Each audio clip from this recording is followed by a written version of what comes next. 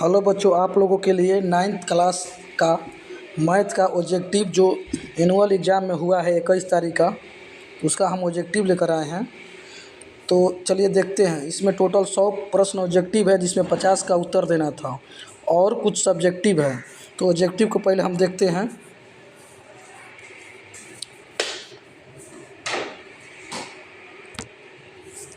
तो इसका पहला प्रश्न है कि निम्नलिखित में से कौन सी अपरिमेय संख्या है। इसमें बताना है कि निम्नलिखित में से कौन सी अपरिमेय संख्या है। तो इसका उत्तर होगा सी, √200। फिर प्रश्न 2 है, निम्नलिखित में से कौन सी परिमेय संख्या है। इसमें परिमेय संख्या बताना है। तो इसका उत्तर होगा डी, √289। फिर 3 नंबर प्रश्न है कि 0 और 59 के ऊपर रेकरिंग का भिन्न के रूप में मान होगा। तो इसका भिन्न के रूप में क्या मान होगा, बी, 59/90। प्रश्न है 4, प्रश्न निम्नलिखित में से किस परिमेय संख्या का दशमलव प्रसार अशांत होगा। तो इसमें बताना है कि इसका कौन अशांत असार होगा। तो ये होगा सी, इसका उत्तर होगा सी, 23/70। चलिए 5 नंबर प्रश्न है, संख्या √3 का मान निम्नलिखित में से किसके बीच होगा। तो इसका मान उत्तर होगा सी, 1.73 और 1.74 के बीच। चलिए 6 नंबर प्रश्न देखिए। 6 नंबर प्रश्न है, 6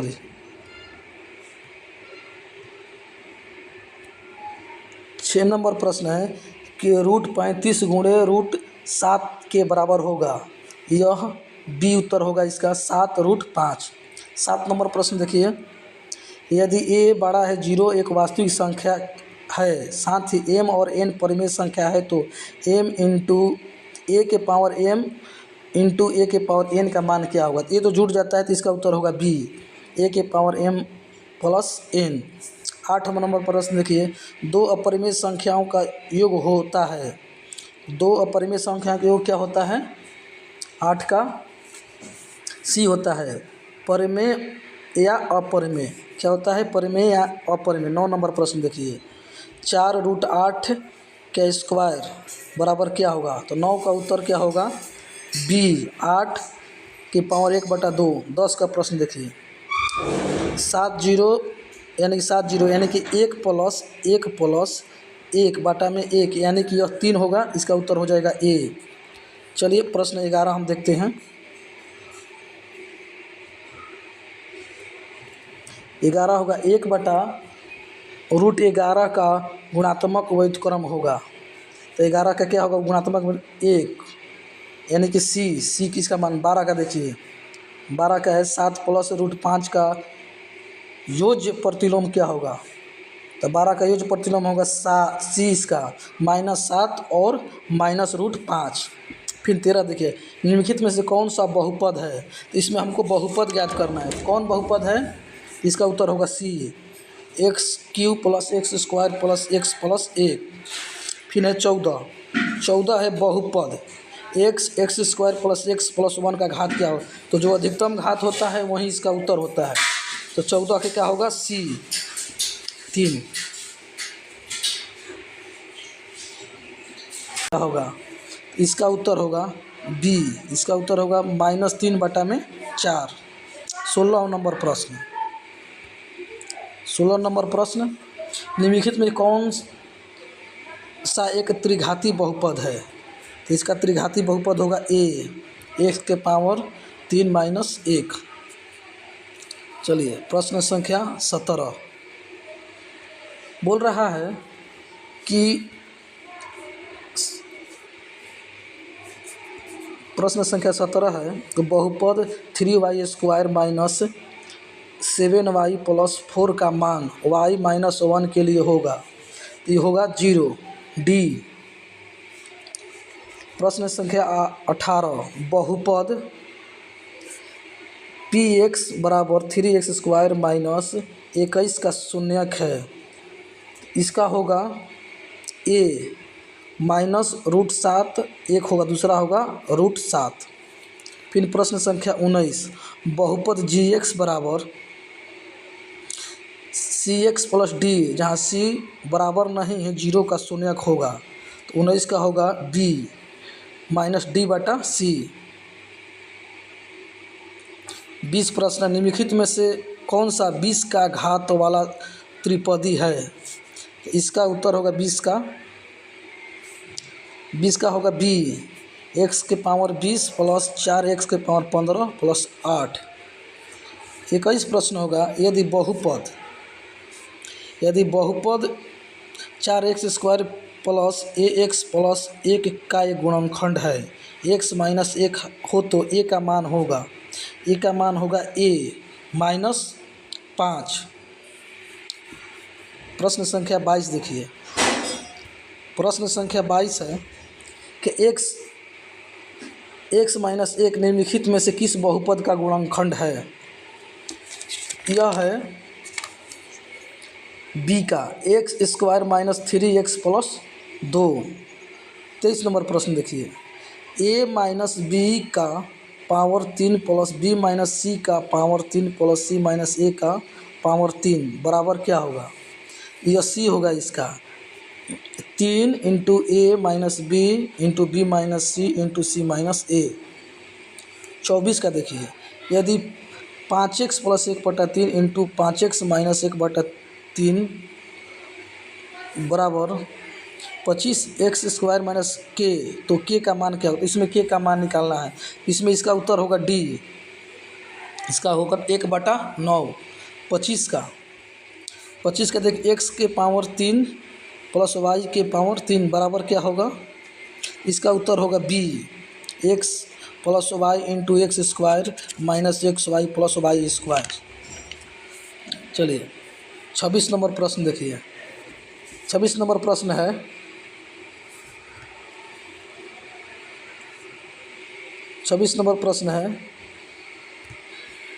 सॉरी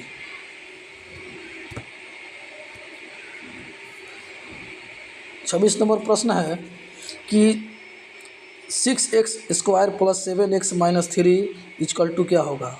इसका उत्तर होगा a 2x plus 3 into 3x minus 1। प्रश्न 27, यदि a प्लस 1/a बराबर 5 तो a² प्लस 1/a² का क्या होगा? इसका होगा उत्तर d 23। प्रश्न 28, निम्नलिखित में से कौन सा दो चरों में रैखिक समीकरण है? तो ये a होगा x प्लस वाई प्लस 4 बराबर 0। 29 प्रश्न,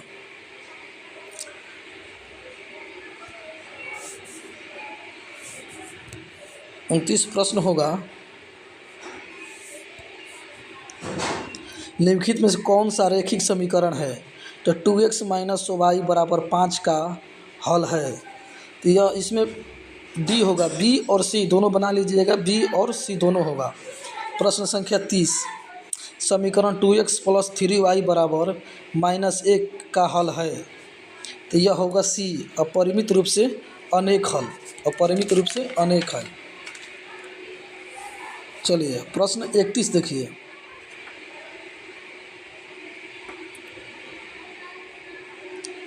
प्रश्न 31 है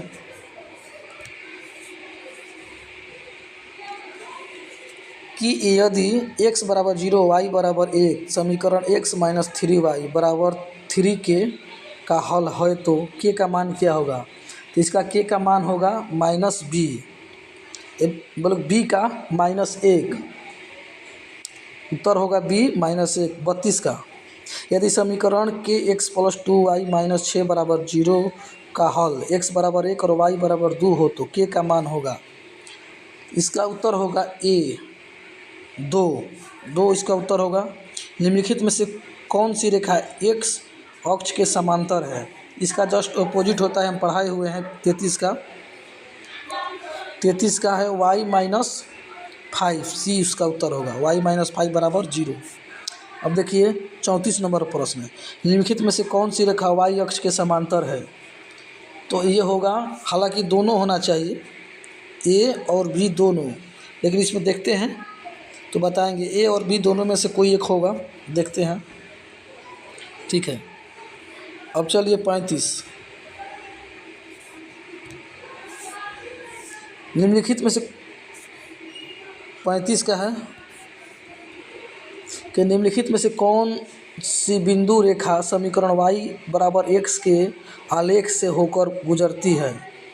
तो इसका उत्तर होगा 1 डी। इसका उत्तर होगा डी। 36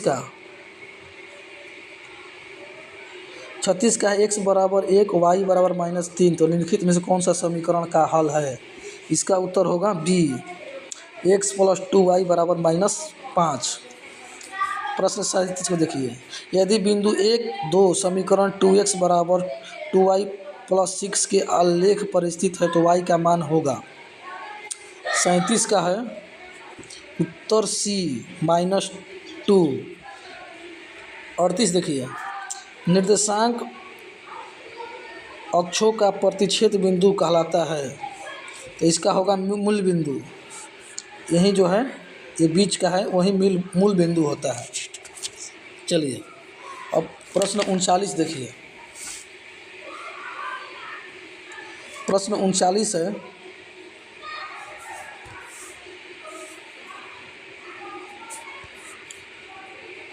y अक्ष का समीकरण है। y अक्ष का समीकरण है तो इसका y अक्ष का समीकरण x बराबर 0 b। इसका उत्तर होगा b, x बराबर 0। 40 का देखिए, बिंदु -8 और 17 का कोटि है। तो इसका होगा 17। कोटि जब भी होता है शुरू का भुज होता है तो भुज -8 और कोटि होगा 17, 41। बिंदु 2, 8 की x अक्ष से दूरी है तो इसका x अक्ष की दूरी 8 इकाई होगा, डी। इसका उत्तर होगा डी। 42 देखिए, बिंदु -5 और -7 किस चतुर्थांश में स्थित है।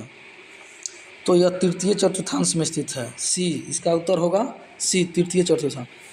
बिंदु -3 और -5 का y निर्देशांक होगा तो 43 का होगा -5। इसका y निर्देशांक होगा -5। प्रश्न 44 है, निम्नलिखित में से कौन सी बिंदु तृतीय चतुर्थांश में स्थित है।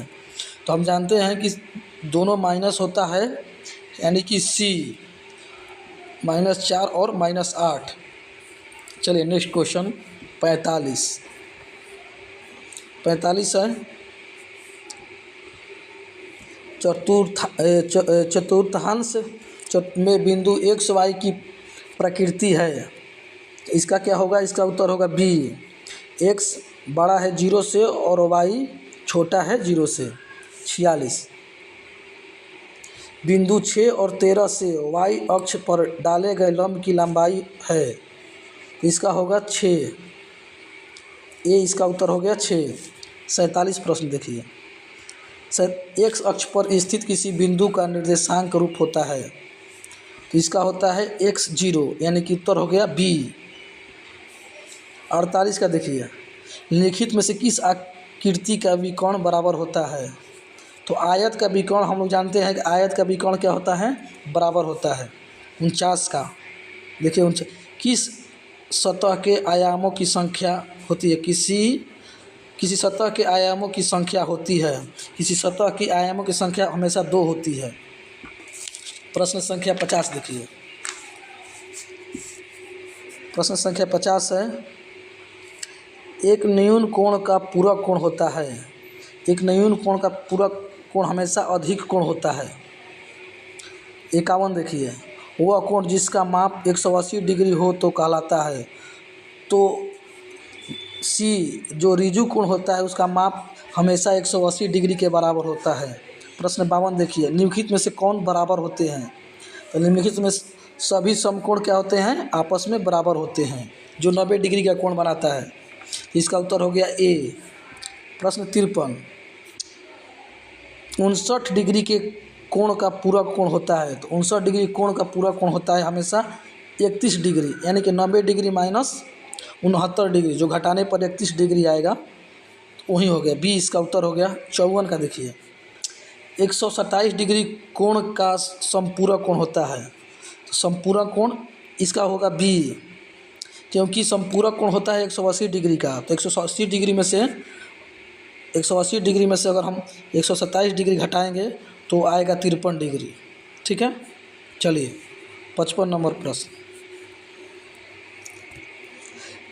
55 है कि त्रिभुज के तीनों कोणों का योग होता है, तो त्रिभुज के तीनों कोणों का योग हमेशा 180 डिग्री होता है, तो इसका उत्तर हो गया सी। 56 देखिए, यदि एक कोण अपने पूरा कोण का दुगुना हो तो इसकी माप होगी, इसकी माप कितना होगी? ए 60 डिग्री। एक कोण अपने पूरा कोण का दुगुना हो तो उसकी माप होती है 60 डिग्री। चलिए 57 प्रश्न देखिए, त्रिभुज ए बी सी में यदि कोण ए बराबर 51 डिग्री तथा कोण सी बराबर 67 डिग्री हो तो बी का मान क्या होगा? तो बी का मान होगा 62 डिग्री। बी इसका उत्तर हो गया। 58 देखिए, त्रिभुज ए बी सी में यदि कोण ए बड़ा है कोण बी से तो इसका उत्तर होगा ए कि बी सी बड़ा है ए सी से। चलिए प्रश्न 59 देखिए, त्रिभुज ए बी सी में ए बी बराबर ए सी तथा कोण सी 45 डिग्री हो तो कोण ए का मान, इसमें कोण ए का मान आप लोग निकाल लेंगे तो इसका होगा 90 डिग्री। इसको निकालने पर क्या होगा?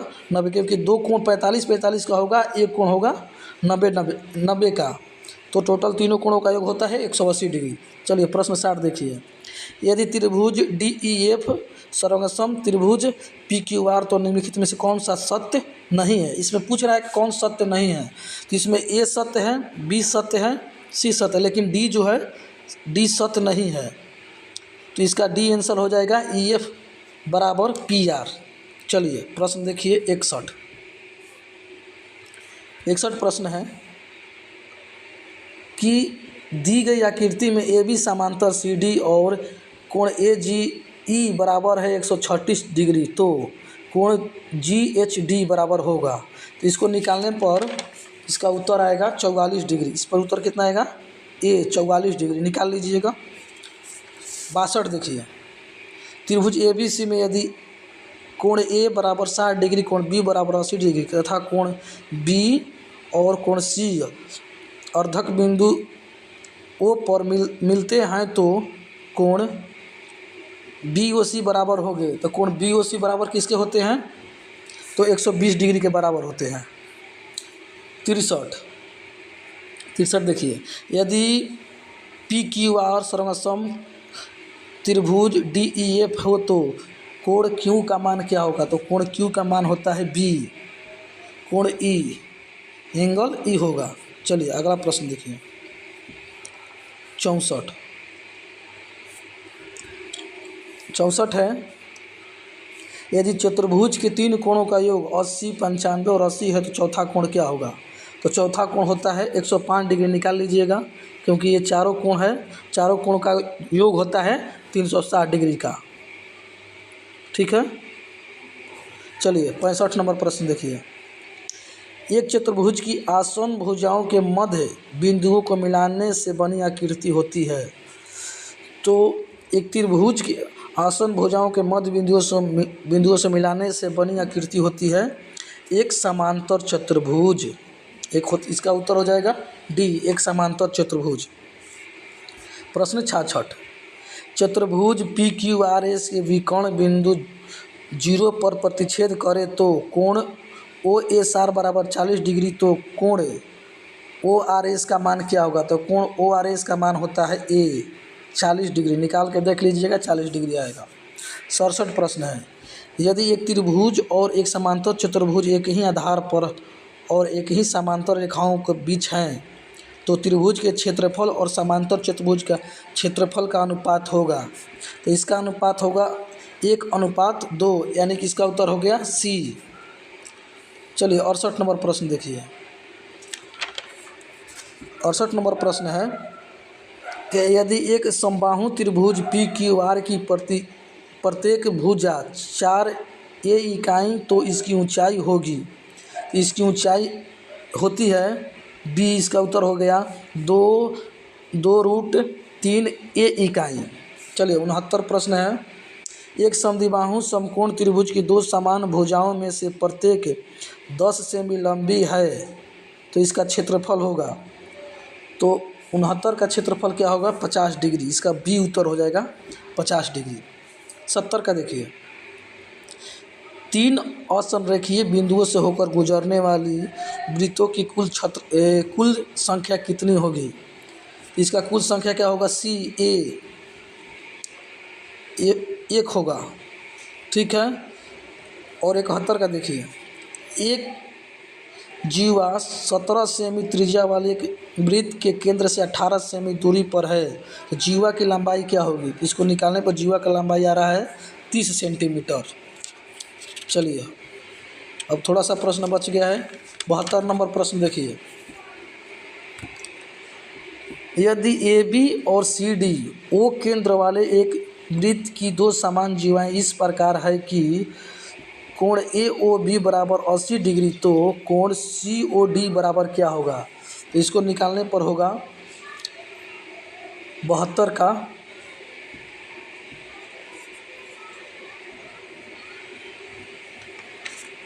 72 का निकालने पर क्या होगा? 80 डिग्री। इसका क्या होगा? बी 80 डिग्री होगा। चलिए 73 दी गई आकृति में, तो देखिए ए बी सी का इसमें मान दिया हुआ है, पूछ रहा है कि बी ओ सी वृत्त का व्यास है, तो ए बी बराबर ए सी, तो एंगल ए बी सी बराबर क्या होगा? तो ए बी सी बराबर होता है 45 डिग्री। इसका उत्तर राइट आंसर हो जाएगा बी, ठीक है। चलिए वो अगला प्रश्न देखिए, 74 प्रश्न है। यदि त्रिभुज ए बी सी में ए बी बराबर सी, बी सी बराबर ए तथा सी ए बराबर बी हो, तो त्रिभुज ए बी सी की अर्ध परिमिति होगी, यानी कि अर्ध परिमाप। अर्ध परिमाप पर हम लोग जानते हैं क्या होता है? सी प्लस बी प्लस सी बटा में 2। इसका उत्तर हो जाएगा बी। प्रश्न 75, यदि एक समबाहु त्रिभुज का क्षेत्रफल 16√3 सेमी स्क्वायर है, तो इसकी भुजा की लंबाई होगी, 8 सेंटीमीटर, यानी कि उत्तर हो जाएगा ए। प्रश्न 76, आंकड़ों 12, 10, 15, 20, 8, 21, 11 और 7 का परिसर क्या होगा? तो परिसर हम लोग जानते हैं कि उच्च सीमा माइनस निम्न सीमा बराबर क्या होता है? परिसर होता है, यानी कि इसका उत्तर हो जाएगा ए 14। अब है 77, प्रश्न 77 है, वर्ग 18 और 100 का वर्ग चिन्ह। तो वर्ग चिन्ह क्या होता है? दोनों के बीच का जो अंतर होता है, संख्या होती है, वही वर्ग चिन्ह। इसका उत्तर हो जाएगा बी 90। चलिए आ जाइए अब 78 प्रश्न पर। 78 प्रश्न है, आंकड़ों 14, 15, 16, 16, 18, 19, 16 का बहुलक होगा। इसका बहुलक होगा सी 16, क्योंकि जो सबसे अधिक बार आता है वही इसका क्या होता है? बहुलक होता है। अब देखिए 79 प्रश्न, आंकड़ों 5, 5, 6, 8, 9, 10, 13 का माध्यिका क्या होगा? तो ये बीच वाली जो संख्या होती है वही क्या होती है? इसका माध्यिका होती है। इसका उत्तर हो जाएगा सी 8। 80 प्रश्न देखिए, यदि आंकड़ों के प्रत्येक प्रेक्षण में 6 घटाया जाता है, तो इसका माध्य क्या होगा? इसका माध्य क्या होगा? 80 का 6 से कम होगा, तो इसका उत्तर हो जाएगा सी 6 से कम। चलिए 81 देखिए, मिलान चिन्ह। देखिए इसमें क्या होता है? ये एक 5, 5 का होता है, 4 और एक काटा जाता है वो 5, 5, 5, 10 और 2 12। इसका उत्तर हो जाएगा 12, सी उत्तर। 82 है, निम्नलिखित में से कौन सी संख्या किसी घटना की प्रयोक्ता नहीं हो सकती है? तो इसमें से एक पॉइंट जो 5 है 82 का, वो किसी घटना के प्रयोक्ता, क्योंकि 1.5 को हम लिखेंगे तो उड़ाएंगे 10, यानी कि 15/10 होता है, जबकि ये नहीं हो सकता है। ठीक है, चलिए नेक्स्ट प्रश्न 83 है, एक सिक्के को उछालने पर संभव परिणामों की कुल संख्या होगी। एक सिक्कों को उछालते हैं तो सिर्फ संभव परिणामों की संख्या 2 होगी, क्योंकि एक ही सिक्का को हम उछाल रहे हैं। एक होगा चिट और एक होगा पट, हेड एंड टेल। 84 देखिए, एक पासे की फेंक में संख्या 7 आने की प्रयोक्ता क्या होगी? तो 7 आने की प्रयोक्ता 0 होगी, क्योंकि पासा में सिर्फ 6 संख्या रहता है और एक ही बार फेंका जा रहा है, तो जब भी आएगा तो 1 से लेकर 6 में किसी आ जाएगा, लेकिन 7 नहीं आएगा। ठीक है, 85 देखिए, यदि एक घनाभ की लंबाई, चौड़ाई तथा ऊंचाई क्रमशः एल बी एच है तो इसका पार्श्व पृष्ठीय क्षेत्रफल क्या होगा? तो इसका होगा उत्तर बी। सब लोग को याद होगा 2 into L plus B into H. 86 देखिए, यदि एक बेलन की त्रिज्या तथा ऊंचाई क्रमशः आर और 2h हो तो इसका आयतन होगा। तो इसका आयतन क्या होगा? 86 का पाई आर स्क्वायर एच। इसका उत्तर होगा पाई आर स्क्वायर एच। 87 देखिए, यदि 87 यदि किसी घन के कोर की लंबाई 7 सेमी तो इसका विकर्ण क्या होगा?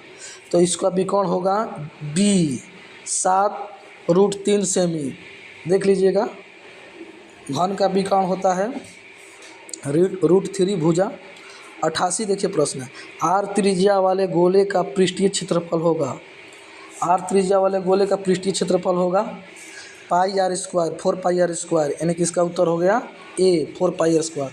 अब देखिए 89, यदि एक घन का संपूर्ण पृष्ठीय क्षेत्रफल 216 सेंटीमीटर स्क्वायर हो तो इसका भुजा की लंबाई क्या होगी?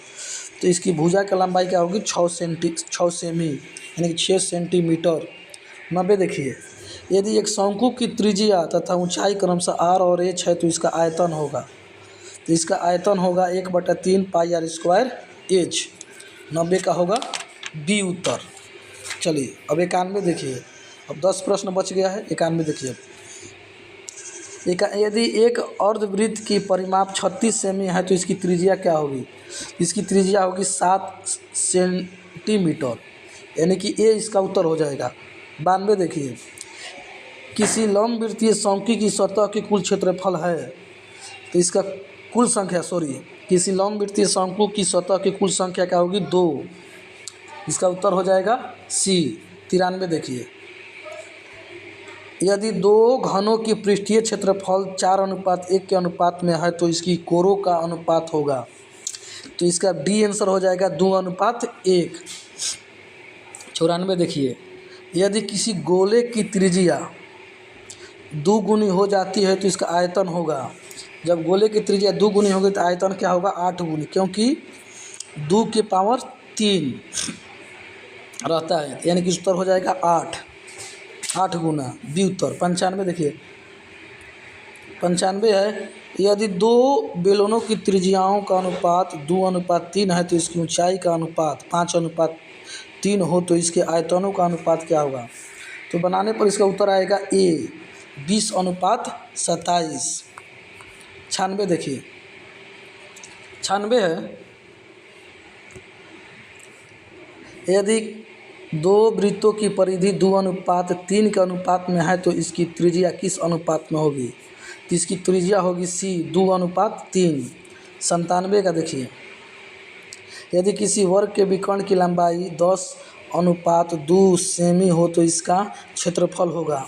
इसका क्षेत्रफल होगा 100 सेमी स्क्वायर। 98 का देखिए, यदि एक शंकु के आधार का व्यास 6 सेमी, इसकी तिर्यक ऊंचाई 5 सेमी हो तो इसका वर्ग पृष्ठीय क्षेत्रफल क्या होगा? इसका वर्ग पृष्ठीय क्षेत्रफल होगा 15 पाई सेमी स्क्वायर, यानी कि इसका उत्तर होगा बी। 99 देखिए, 7 सेमी त्रिज्या वाले वृत्त का क्षेत्रफल क्या होगा? 99 का होगा 7 सेमी त्रिज्या वाले वृत्त का क्षेत्रफल क्या होगा? तो इसका उत्तर होगा सी 154 सेंटीमीटर स्क्वायर। 100 देखिए, लास्ट क्वेश्चन, 3 सेमी त्रिज्या वाले अर्धगोले का आयतन होगा। इसका भी उत्तर होगा सी 18 पाई सेंटीमीटर क्यूब। चलिए सब्जेक्टिव का थोड़ा सा बता देते हैं। देखिए, इसमें पहला प्रश्न है कि 3/4 और 4/5 के बीच 4 परिमेय संख्या ज्ञात करें। ये तो सबको आता है, अगर हम ज्ञात करेंगे तो कुछ भी लिख सकते हैं। 7/2 हो सकता है, 13/4 हो सकता है, इसी तरह से और होगा, आप लोग देख लीजिएगा। चलिए और हम प्रश्न देखते हैं दूसरा का। इसमें भी क्या है, इसमें रेकरिंग निकालना है, तो आप लोग बना लीजिएगा रेकरिंग निकालने का। 3 का देखिए, 3 का उत्तर होगा 3√2 प्लस 2√3। इसका उत्तर यही होगा। 4 का देखिए, अगर 4 का उत्तर निकालेंगे इसको गुणा करने पर आएगा 270। 4 का है 270। अगर 5 का हम सोल्व करते हैं, 5 का सोल्व करने पर हमको उत्तर आएगा 5 की पावर 7/6। उसी प्रकार से हम 6 का सोल्व करते हैं तो x का मान अगर यहाँ रखते हैं तो इस टोटल इसका उत्तर आएगा 9। कितना आएगा? 9। 7 6 का आएगा 9। चलिए अब हम 7 का देखते हैं। अगर हम 7 का निकालते हैं तो 25 के घात के द्विपद और 15 के घात के त्रिपद का एक एक उदाहरण दें। तो ये तो नॉर्मल है कि हम x के पावर लिख सकते हैं। 25 दो पद में है तो कोई भी लिख दे, मान लीजिए 5 लिख दिए। फिर क्या है, एक त्रिपद में एक है, लिख सकते हैं x के पावर 15 प्लस 2x के पावर 10। ये हो जाएगा 7 का। अब देखिए 8 का, यदि 3x² प्लस 3x माइनस 1 को x माइनस 1 से भाग किया जाए तो शेषफल क्या होगा? तो इसका शेषफल होगा -3, है ना। 9 का देखिए, अब बहुपद x² माइनस 11x प्लस 28 का गुणा क्या है, गुणनखंड ज्ञात करना है। तो 28 का अगर हम 9 का हम गुणनखंड ज्ञात करेंगे, इसका 9 का होगा x माइनस 4, एक होगा x माइनस 7। ठीक है, ये 9 का होगा। अब 10 का देखिए, 10 क्या है, सर्व समीकरणों का प्रयोग करके 102 का स्क्वायर ज्ञात करें। तो इसको ज्ञात करने पर उत्तर इसका क्या आएगा, 104 और 04। 11 का देखिए, 11 तो है सर्व समीकरण, इसका विस्तार करें तो विस्तार आप लोग कर लीजिएगा। फिर है और देखते हैं क्या है, ये 12 का। तो 12 का क्या है कि 12 है समीकरण 7x माइनस y बराबर 11 के 4 हल ज्ञात करो। 4 हल में अगर इसको निकालते हैं तो एक होगा 0 माइनस 11, फिर होगा एगो 4 माइनस 1 माइनस 4, एक होगा 2 3, एक होगा 3 10। इसी तरह से चारों होगा। चलिए अब हम देखते हैं 13 भी उसी तरह से है कि इसको सर्व समीकरणों का प्रयोग करके इतना का विस्तार करना है, तो आप लोग कर लीजिएगा। 14 का आंसर हम बताते हैं। 14 का आंसर आप लोग का होगा कि समीकरण x बराबर 3y को ax plus by plus c बराबर 0 के रूप में बदल कर a b c का मान ज्ञात करना है। तो इसमें a का मान होगा 1, b का मान होगा -3 और c का मान होगा 0। 14 का यही होगा। 15 देखिए, 15 भी है जो कह रहा है कि जांच करें कि -2 एक समीकरण 4x प्लस 3y प्लस 5 बराबर 0 का हल है अथवा नहीं। तो इसका क्या है, ये जो है रखने पर ये संतुष्ट करता है, ये जो है हल है या नहीं, इसका हल होना चाहिए क्योंकि ये संतुष्ट करता है। यहाँ हो जाएगा, मान लीजिए रखते हैं तो 8 प्लस 3 प्लस 5 बराबर 0, यानी कि हम इसको कह सकते हैं कि संतुष्ट करता है। चलिए अगला प्रश्न देखिए, 16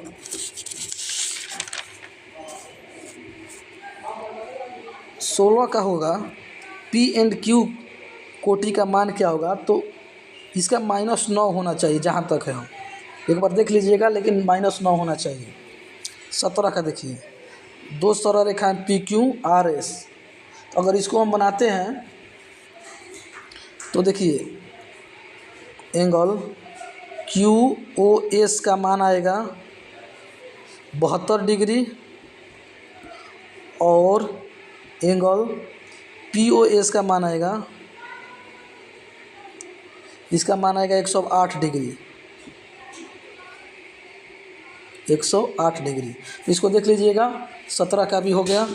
चलिए 18 का बता देते हैं। 18 को उत्तर होगा उस कोण की माप क्या जिसका संपूरक कोण उसके पूरा कोण का 6 गुना है, तो इसका होगा 72 डिग्री। इसका कोण कितना का बनाएगा, 18 का 72 डिग्री। फिर 19 का है, यूक्लिड की किन्हीं दो अभिगृहितों को लिखे, तो इसको आप लोग लिख लीजिएगा, अभिगृहित पढ़ा चुके हैं। फिर 20 है कि इसका भी उत्तर आप लोग लीजिए, क्योंकि सब जो है उत्तर बताने लायक नहीं, इसको आप लोग सिद्ध करके दिखाना है, चाहे 20 हो चाहे 21 हो, 20-21 को आप लोग को दिखाना है। हाँ 22 पर चलते हैं। 22 है कि एक चतुर्भुज का कोण इतना इतना के अनुपात में है, तो इसके सबसे छोटे कोण का ज्ञात करना है। तो छोटा कोण का तो जानते हैं कि चारों कोणों का योग 360 डिग्री होता है, तो छोटा कोण का योग होगा 48 डिग्री। ठीक है। 23 देखिए, 12 सेमी और 16 सेमी विकर्णों वाले समचतुर्भुज की आसन्न भुजाओं के मध्य बिंदुओं से मिलाने से बनी आकृति का क्षेत्रफल होगा। तो इसका क्षेत्रफल क्या होगा, 23 का 48 सेंटीमीटर, 48 सेंटीमीटर स्क्वायर इसका क्षेत्रफल होगा। 24 का क्या होगा, इसका भी एक्स का मान ज्ञात करना है, तो एक्स का मान ज्ञात कीजिएगा, तो इसका एक्स का मान आएगा 70 डिग्री। क्या आएगा, 70 डिग्री। चलिए 25 पर आते हैं।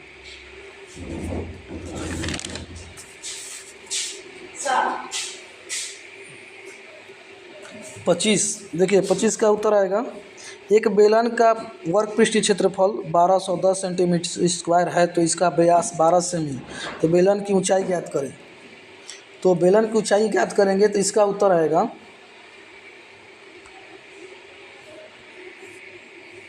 25 का देखिए 77/4, 77/4 आना चाहिए। एक बार आप लोग भी देख लीजिएगा, 77/4। 26 का देखिए, 26 का है, इतना सेमी त्रिज्या वाले गोले का आयतन क्या होगा, तो इतना सेमी त्रिज्या वाले गोले का आयतन होगा 46 का 48 51 सेंटीमीटर क्यूब। फिर 27 का देखिए, 27 का भी आंसर, एक शंकु की ऊंचाई और तिर्यक ऊंचाई दिया है, तो इसका आयतन ज्ञात करना है। इसका आयतन होगा 31.6 सेंटीमीटर क्यूब। ठीक है।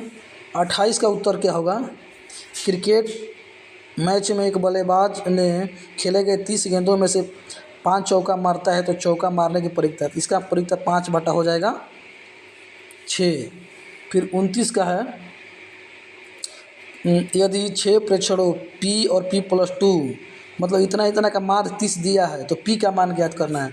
तो जैसे हम P का मान ज्ञात करेंगे, तो P बराबर आ जाएगा 25। ठीक है। 29 भी सोल्व हो गया। चलिए अब 30 का देखते हैं। तो 30 का उत्तर होगा,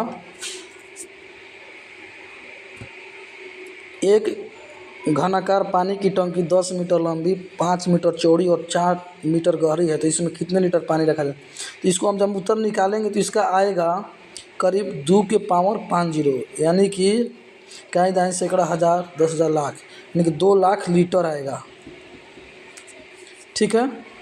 अब देखते हैं हम लोग 31 का। 31 का जैसे ही हम देखेंगे, 31 क्या बोल रहा है, ये बोल रहा है कि x cube plus x square plus 2x plus 3 को x+2 से भाग देने पर भागफल और इसका घात डिग्री ज्ञात करने के लिए बोल रहा है।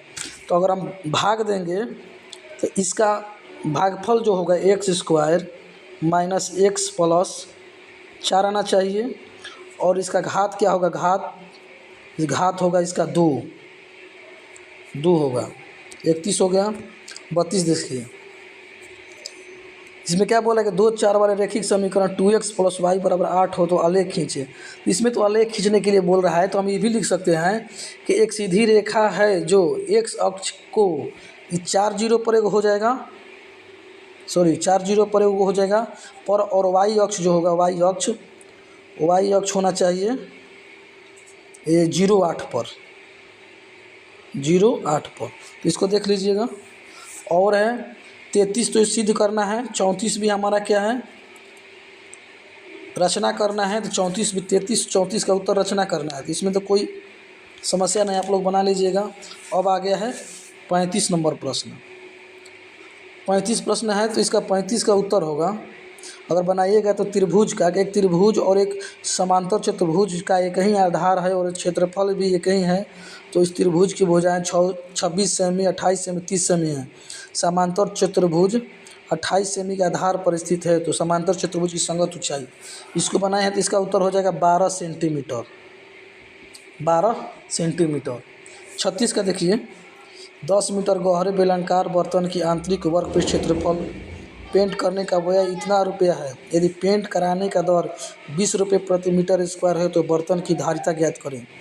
इसका बर्तन का धारिता होगा, देखिए 96.25 मीटर क्यू, या इसको हम लिखना होगा तो 96.250 लीटर लिख सकते हैं। लीटर, अगर लीटर में लिखना हो तो। आता है 37 नंबर प्रश्न। इसको भी 37 नंबर प्रश्न है, तो इसमें ए बी का मान पूछ रहा है, तो इसमें ए का मान होगा शायद 9 और बी का मान होगा 3, बना के देखिएगा। और 38 नंबर प्रश्न है। 38 नंबर प्रश्न जो होगा इसमें मान ज्ञात करना है, तो a square plus b square minus 4ab का मान क्या होगा, तो इसका मान होगा 478। चलिए सारा कंप्लीट हो गया। अगर कुछ गलत होगा तो आप लोग कमेंट कीजिएगा, ठीक है, उसको हम सुधार करेंगे। धन्यवाद।